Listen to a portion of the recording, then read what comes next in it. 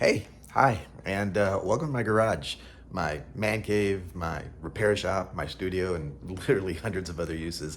I've got something unique and special to share with you today. But first, a little backstory. Last November, my riding buddies and I decided to go on a ride at the Chaz. Now, if you're not familiar with the Chaz, or Chazahowiska as it's officially called, it's a national wildlife refuge on Florida's Gulf Coast, just north of Weeki Wachee, the mermaid capital of Florida. Yeah, you heard right. Mermaids. It's an incredible place, rich in history, natural beauty, and home to a couple freshwater springs, as well as some very unexpected surprises like world-class cave diving and, believe it or not, a distillery hidden deep in the forest. Now, unexpected surprises was the theme of today, as little did I know that a film crew would be joining us to shoot a documentary on our good friend and Wild Bunch member, Bourbon Terry. Natalia and Lauren, students of the University of Florida's Digital Film and TV Production program, made up the film crew. They spent the day chasing us around the Chaz, filming all the dirty fun we were having on our bikes.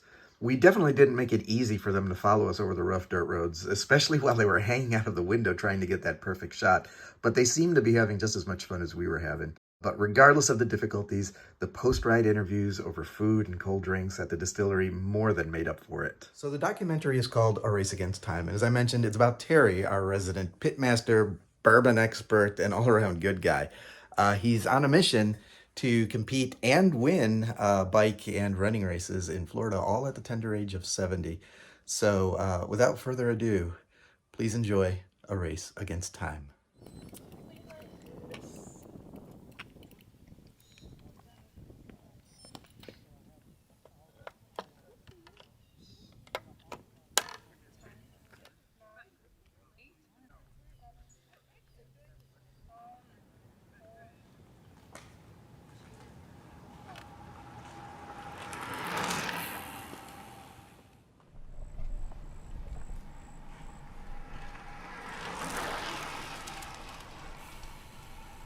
I got into cycling after I was 62. I hadn't ridden a bike in 40 years. And it was after I'd gone to a physical, and before the doctor come in, and she laid the paperwork down, and I could see it, they marked me down as obese. That was an awakening. The next day I convinced myself, I'm done with this. I looked at myself at 62 and was embarrassed. How could I let myself get that way? And I started walking and then running, and I'd lost about 30 pounds and I'd plateaued. And then I rode the bike for 2 miles inside my neighborhood. And when I stepped off the bike for the first time after 40 years, it's phenomenal. For me, it's a wonderful feeling. That's why I ride.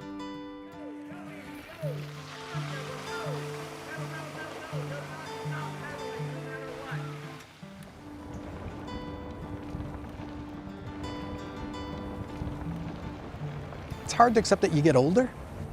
COVID came, we all got fat and happy again. But literally, it got to the point that I realized I'm a family man, I'm a father, I'm a son. I gotta take care of myself because once he gets older, what am I gonna do?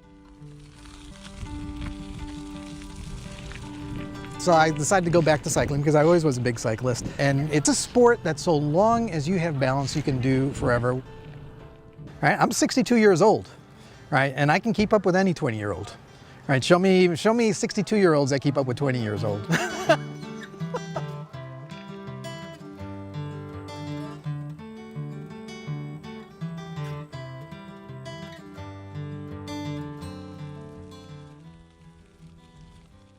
It's just the fresh air.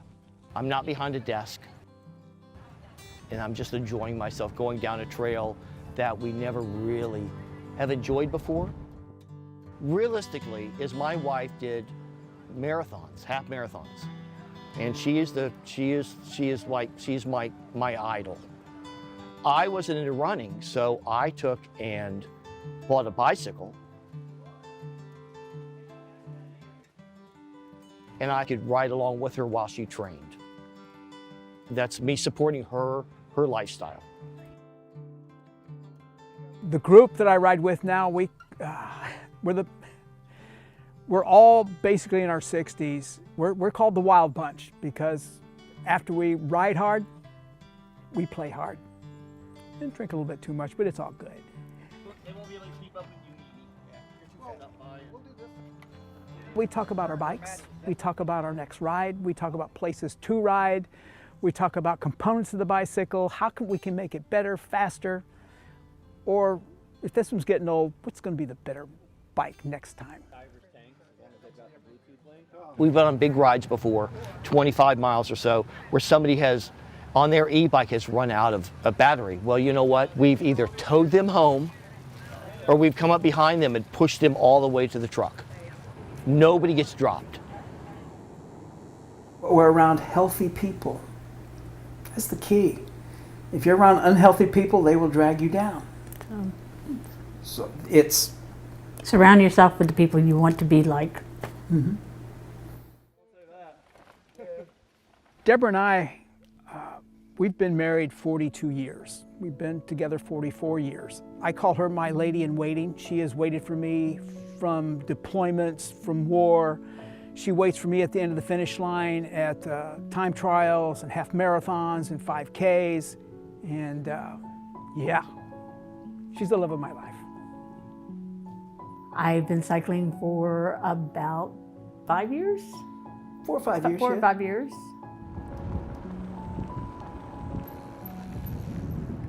I do have COPD, asthma, exercise-induced asthma. So once I got the electric bike, then I was able to keep up. With the regular bike, I couldn't keep up. I didn't have the endurance.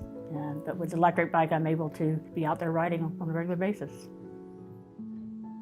She's my coach and critic. And encouragement. And encouragement. But just having her there means everything to me. And she will also tell me, okay, you could have done this better, or you did good here. I'm just there to support him. You know, he's completely supportive of everything I do. We support each other, and want to be there for him as he is for me.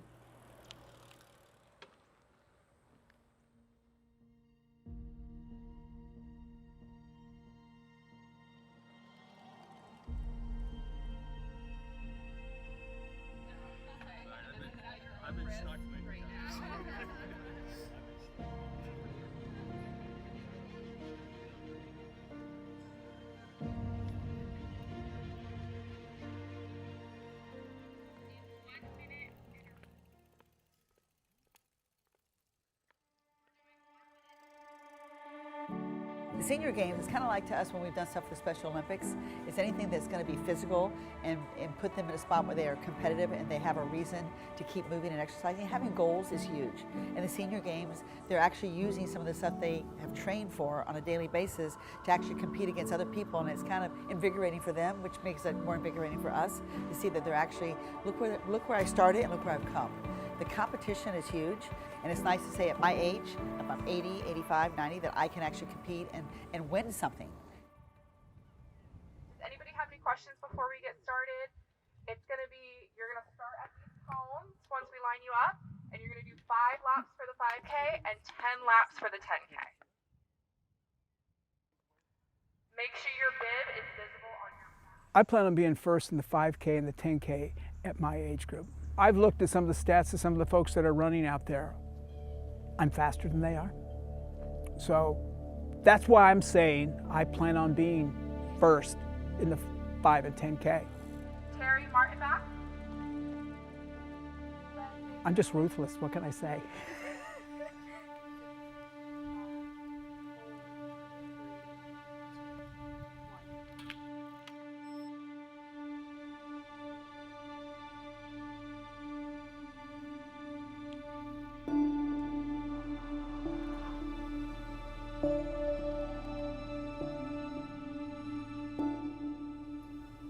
The 5K, it was cold. The north wind was coming down, and I'm watching my computer, and every time I went around and was going north, I dropped 2 miles an hour. And I was, at one point in time, I dropped down to 19.5. It was exhausting. The problem is you get used to a certain level. You've been doing it for years, and all of a sudden you have things that are taking longer, the recuperation, the recovery, and it's hard. When you're at this level, all of a sudden you can't do it because of a physical issue. It's tough. But again, we are doing stuff that much younger folks aren't doing.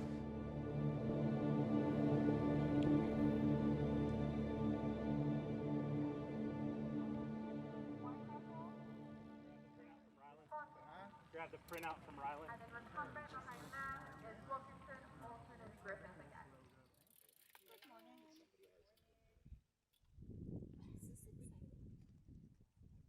We just get up and do it.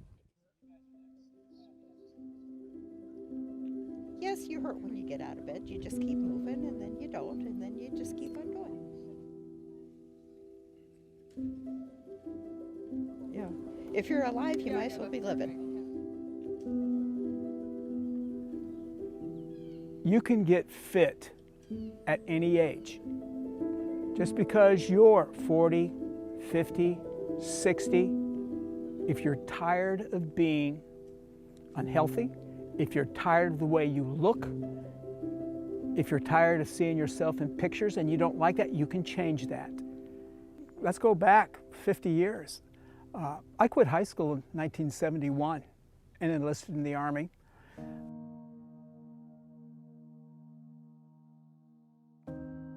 We got orders that we were being deployed to Desert Storm, and on January 1st, 1991, we landed in Saudi Arabia. 13 days later, I was in the field. 2 days later after that is when the actual bombing of Iraq started.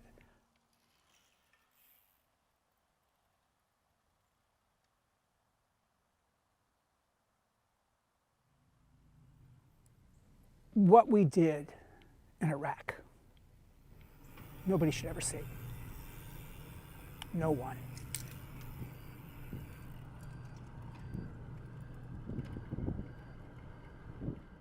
You can not think about it, but it comes back to you and it haunts you in your dreams.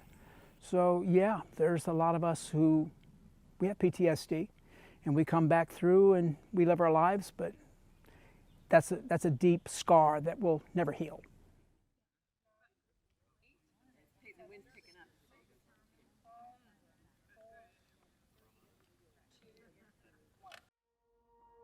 It's free when I get on the bike.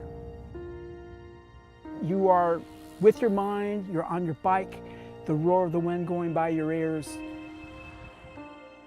It's just invigorating. It's an addiction.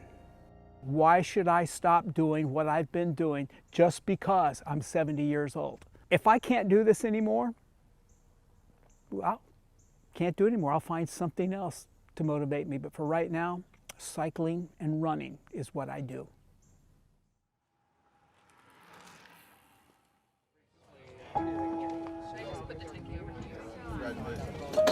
The men's 75 to 80.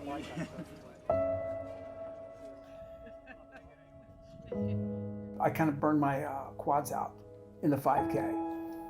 The 10K, I wasn't running as fast, but it's like I tell myself, okay, the wind's affecting me, but it's affecting everybody else as well. Thank you. 33 seconds short, actually 34 seconds short. If I'd been 34 seconds faster in 6 miles, I would have taken gold, but hey, so it is. I came up first loser.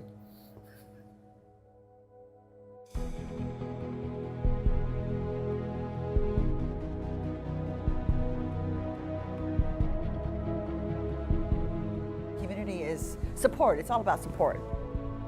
Even when you're doing the senior games, you're not alone. So you have people around you. So it's kind of like you can compare notes and say, well, did you do this? Did you try this? Let's go do this. So it makes a big difference. Community comes in once they see someone else. Well, she can walk for 5 minutes. I can do that. Well, she can get on the bike for 10 minutes. I can do that. Makes you want to keep going. You don't want to give up. You don't want to let your community down. You don't want to let your support system down. But everyone becomes part of your family. And that is what community is to us. You know, there's more to life than sitting on the couch and watching whatever it is that you want to watch. Go ahead, because eventually it's going to be difficult to get off that chair, off that couch. And pretty soon you're not going to be able to get off, and somebody's going to have to help you get off the couch. And then you're gone. I'm going to go down fighting.